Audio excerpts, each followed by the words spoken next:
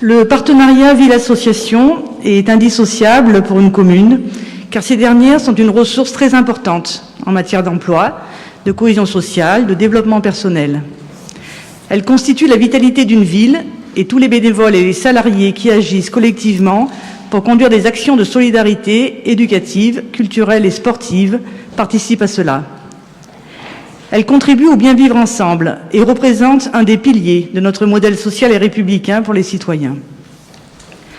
À Romans, nous avons la chance qu'elles soient nombreuses et variées, et c'est une richesse incontestable. Elles offrent à tout un chacun la possibilité d'accéder à des activités qui ne seraient pas envisageables si seul le secteur marchand le proposait. Face à la montée de l'individualisme et des inégalités, les valeurs d'entraide, de solidarité, de relations sociales restent des éléments forts à préserver. Elles font, pour certaines d'entre elles, partie de notre histoire collective, de notre identité romanaise, parce qu'elles sont anciennes et qu'elles ont accompagné depuis des générations de nombreux adhérents. Bien évidemment, la gestion des deniers publics doit s'effectuer de manière responsable et en bonne intelligence, mais pas de façon brutale et injustifiée. Pas au prix de voir inévitablement des associations centenaires ou précurseurs nationalement dans leur objet mourir ou contraintes de licencier en nombre sans aucune possibilité de trouver une issue favorable à leur existence.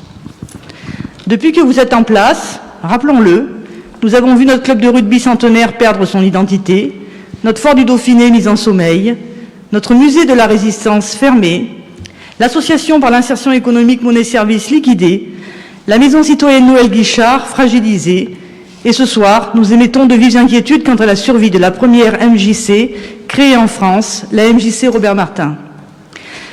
L'année 2014, au moment de votre élection, a été marquée pour les associations romanaises par des attaques sans précédent en matière de baisse de subventions. L'éducation populaire a été une des cibles, avec une diminution forte à hauteur de 50% pour la majorité d'entre elles, et ce, sans dialogue ni accompagnement préalable pour éviter le pire.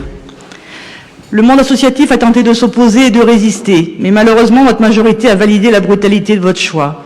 Les structures d'éducation populaire ont alors tenté de s'organiser pour survivre et elles ont dû licencier et réduire leur activité. Mais ça ne s'est pas arrêté là. Depuis l'année dernière, vous imposez à ces structures de nouvelles règles inatteignables et insécures, la signature annuelle et non plus triennale de contrats de programmation associés à une subvention découpée de 30% de parts fixes et 70% variables, ce qui engendre tout simplement une précarisation de la structure. Une commande publique qui change chaque année et par voie de conséquence ne laisse aucune possibilité pour se projeter. Puis à cela, vous imposez une précarisation pour l'occupation des locaux en imposant une convention annuelle d'occupation. Et enfin, vous leur imposez annuellement des audits financiers que l'on peut considérer comme de l'ingérence.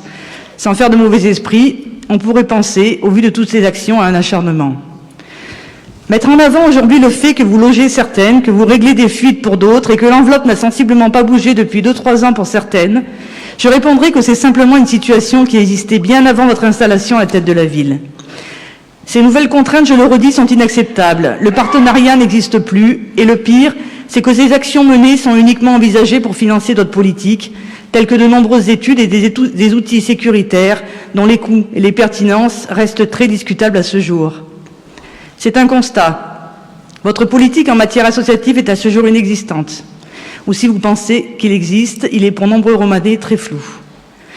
À la lecture de cette délibération relative à la ventilation du budget associatif, on ne voit que des chiffres, identiques aux années précédentes pour certaines, sans éclairer le Conseil sur un projet politique à destination de ce riche patrimoine social et humain que représentent les associations romanaises.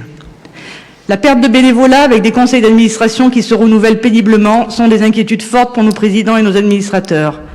Comment envisagez-vous d'y remédier? Comment entendez-vous accompagner l'emploi ou le bénévolat associatif? Comment la ville peut agir auprès des associations pour résoudre des contraintes administratives ou de gestion qui deviennent lourdes à gérer au quotidien? Que proposez-vous pour améliorer la connaissance du monde associatif romanais ou conforter sa place dans la ville? Que proposez-vous pour pallier au manque de locaux pour certaines structures, même si vous faites le choix de vendre ou de fermer les bâtiments publics de la ville? Nous sommes à votre écoute. Merci.